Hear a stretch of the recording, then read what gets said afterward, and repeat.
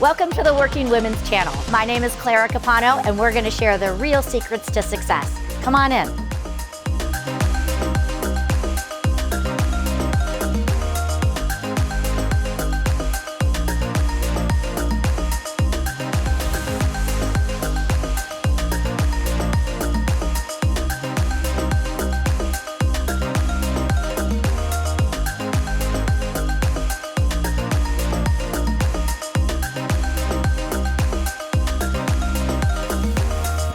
Amber, thank you so much for taking time to be with me today. I'm really excited to share your story. I know it's going to really help a lot of working women just stay inspired and really get through any obstacles that are out there.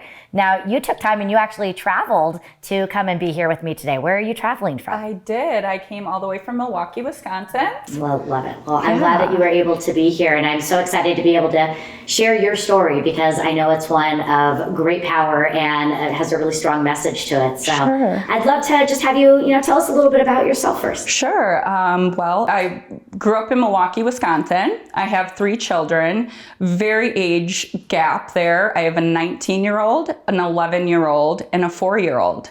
So I really got an opportunity to experience all walks while raising those 3 kids at those different ages. Definitely. You had a full house and all different kinds of things going on. All the time. Yes, it was chaos 24/7. I love it. But sometimes we love it at the same time, don't we? I wouldn't change it for anything. I love it.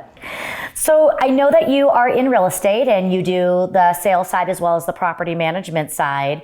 I would love to just ask, success isn't always simple. Sometimes we get a lot of bumps and bruises along the way, and all the things in our past allow us to have success going forward. I would love to hear about a time that was a challenge for you, an obstacle that maybe you overcame. Sure, absolutely. So there's many, as we moms across the nation know. However, probably the most challenging was when I did have my oldest child. I was actually only 18. So right out of high school, had to make some sacrifices with regards to raising a brand new child right out of school. So that would probably, I would say, is one of the most challenging times that ultimately helped me to get where I am today. Yeah. So how did it help you? What were some of the lessons that it taught you and the structure that it gave you to be successful? Absolutely. Well, one thing is that both my parents passed when I was younger. So I've always had a very passion for, I've always tried to exceed expectations or work really hard because, I didn't have anything handed to me. I was very independent throughout my whole life. And so with that, when I had my oldest, I actually learned very quickly what the real world was all about. Fortunately, I had some guidance from my grandparents who really took me under their wing and guided me through my journey as a young mom and helping me through the daily challenges. But I ultimately just, had a no excuse attitude and worked my tail off so that I could provide for my oldest. I was a single parent for 10 years. Wow. So, from that time frame of 18 to 28, it was struggling. However, just having to do everything yourself and being in control of it at such a young age really makes you realize what your perspectives are and how to put one foot in front of the other and just keep going. Yeah, I bet. I couldn't even imagine. So I would love to, ask a little bit more about that, being a young mom as you were and then having 2 more kids.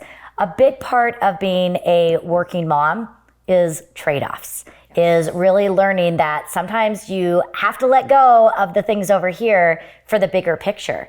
So I would love to hear from you. What were some of the trade-offs that you had to make as a younger mom, but then also with your other children? Sure, absolutely. So obviously when I was younger, there was a lot of trade-offs. I was young, missed out on a lot of opportunities with friends and going to college and things that were really important to me. So didn't get to experience quite what all the normal 18 or 19-year-olds were doing. Some of it was going right off to the workforce. I started off as a leasing consultant at 18 and worked my way up. And one of the things that as a working mom now, I was overworked. I was a single mom for 10 years. My oldest father was not involved, so I was really, really hands-on. And unfortunately, that forced me to work more than spending time at home with my family as I wish I could have. So as years grew and I had more children, I realized that was a sacrifice I just wasn't willing to make anymore. And 4 years ago, I made the change of having an employer to being my own employer. Fantastic. And with that, it made me realize being at home more was ultimately the most important to me, and having more time with my family. Yeah. So being a self-employed individual gives you that opportunity to have a little bit more flexibility, but you're still working really hard. It's just you get to dictate your schedule and determine what's a priority right now versus what somebody else would think it is. So many great lessons in here that I want to, bring out for the women that are watching us. You mentioned earlier on that you sort of have this, attitude of, attacking things and, hitting things head on. Where did you get that? How was that introduced to you? Sure. So I think part of it was growing up without parents, because it ultimately forces you to grow up really quickly. My grandparents were big influencers for me as well. My grandfather was also an entrepreneur. He owned a gas station at a very young age, and also patented some gutter guards at his younger years, which he just always had that drive to succeed. And I know watching him growing up was a big help in becoming who I am as well today. I love that. And I think going back to the idea of the trade-offs, before you started your own company, you were already doing very well where you were. You were, at the vice president level. Yes. And I think sometimes the safe bet is to stay where we are because we have insurance and, it's comfortable. But going and starting a business, gives you the flexibility and the freedom. But what were some of the other challenges that you faced in starting your own company, knowing that you now have 3 kids? Sure. I think that number one, it was kind of planned for a good period of time. My youngest was born in April, and I left my company in October. And after she was born, I actually went back to work a week after. So I didn't even have maternity leave. Unfortunately, as my employer, my middle son, actually too, I only took a week of maternity with the same organization. Just one, because the job was so demanding. And they always make that comment, you need a vacation from your vacation because you come back to work. That's true. And it's exhausting. You feel like you have to work 60 hours just to get caught up from being gone. So one of the reasons that I went back so quickly was because I had such a demanding position and I didn't want to get behind. But then also, not having the option for maternity leave and just either using vacation or whatever was my option. I just wasn't interested in doing that. Fortunately, the job allowed some flexibility working from home. However, I still needed to be in the office pretty regularly, and I was working a lot of evenings. So I come from 10 years of condominium management, and that's working with a board of directors, and most of our meetings would be in the evenings on weeknights. So that took me away from, school musicals and soccer games and everything that was really important to me. But my job was really important as well, because that was my legacy for my family. Sure. I wanted to be able to take care of my family, unfortunately, the way I wasn't taken care of. And not by anybody's fault, but I know that, as a child, I didn't have everything maybe my friends had or the lifestyle they may have led. So when I started having kids, that was something really important to me. And I had to work really hard and long hours. So when I left my organization in October of 2017, I had it planned very well, and I knew I was going to take a couple months off to spend time with my family. And in addition to that, I focused on getting my real estate license at that time as well.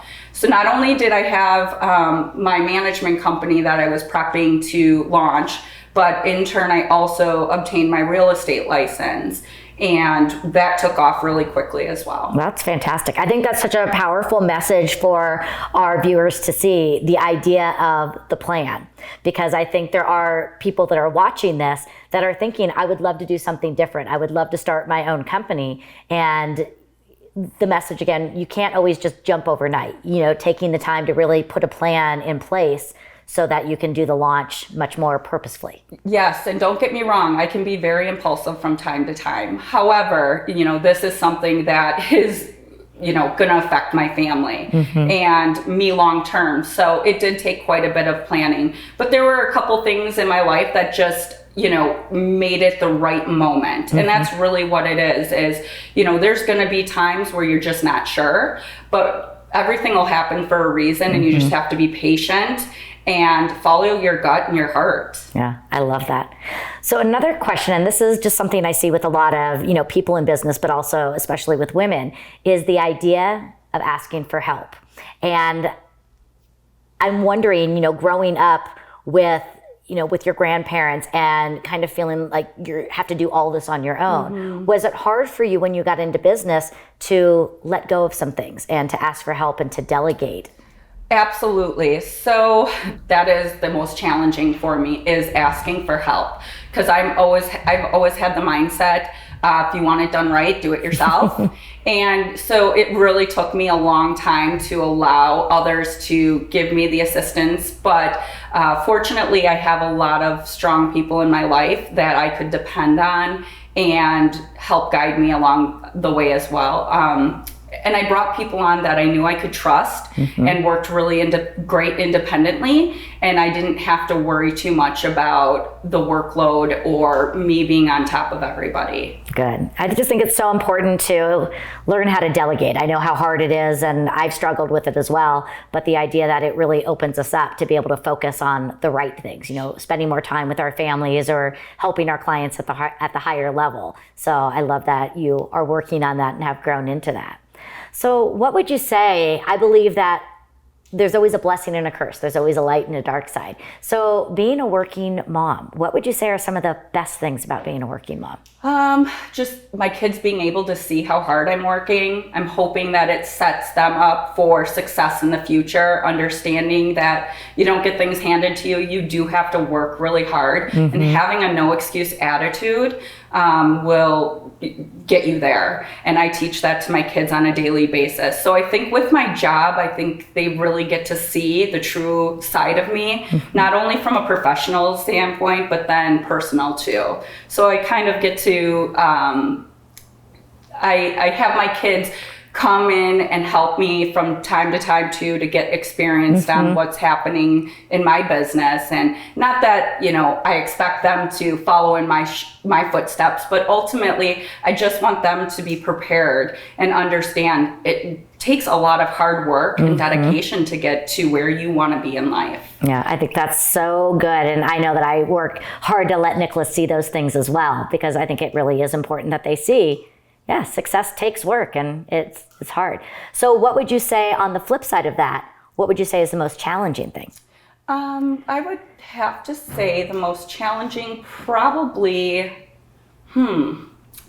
would have to be, sometimes you can't always set your schedule, right? Even though I am an entrepreneur or self-employed and I work very independently, there are demanding times that are still going to be required, and that can be a sacrifice you have to make. I think I've learned really well how to balance it over the years, especially as I've gotten more experience being on my own and knowing my day-to-day.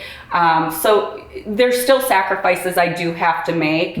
So at the end of the day, I've learned to balance it. Good. I love it. Now, what do you do to take care of you? What do you do when it comes to self-care and filling yourself up? Sure. I mean, I try to take a little downtime each day for myself, whether it be an exercise routine in my living room for 15 minutes or a walk with my husband on lunch with our dogs, or just hanging out with the family. Those are the things that really day to day help me unwind, not be stressed, and kind of bring, some sort of purpose. Good. Fantastic. Now, when the rough days come, because we know they exist and they always come back, what do you do on the rough days? Who do you go to and how do you support yourself now to get through the challenges? Sure. So, well, I have one sibling. My brother happens to be 3 years younger than me. And being that our parents passed when we were young, we really grew a close bond. And he's my rock. So throughout my entire life, even though we don't live in the same state, he's always a phone call away, and he will talk me off the ledge or help me see what I might not be seeing. So the fact that we have this amazing bond, and I can depend on him and he can depend on me, and we know each other so well, probably too well from time to time, that he just says the right things, or I know I'm going to get some sort of resolution or relief when I have that conversation with him. Fantastic. So if you were to go back in time and replay your life, you've gone through struggles, you've achieved success. If you had to go back and do it all over again, is there anything you would change and do differently? Probably 10 years ago, there would have been a million things I would have changed. And now where I'm at today, it's so hard to say, yes, I would, because I don't know what would happen and if it would be better or, you know, what it would all entail. I think I would have left the organization that I worked for sooner, knowing how much relief and knowing how much more purpose I can bring to the world and my family, and just being able to enjoy life more, to be honest with you. There was just so much chaos before that I just was finding myself, you know, so exhausted, overworked, underpaid, and not where I wanted to be. I wasn't a great person 4 years ago. I wasn't happy. And I think that would have been the one change I would have made, is just making that transition a lot sooner, knowing where I am today. I love it. Fantastic. But you're there now, so that's awesome. So what's next for you? What, you know, knowing that you still want to grow and accomplish new things, what do you think's next on your plate of things to accomplish? I'm totally focused on real estate right now. It is my passion. I absolutely love it. You know, I've been really blessed to have such a great support system, not only from a business standpoint, but personal. You know, I'm just continuing to push along and, you know, wanting to hit those $1 million marks every month, or, you know, just outdo myself each month. That is my ultimate goal at this point in time in my life. Fantastic. What would you say you're most proud of? My kids. Yeah, absolutely. And, you know, I'm proud of myself, honestly. I love that. Yeah, I really am. I find that, you know, so many people can make excuses in their lives about why they can't.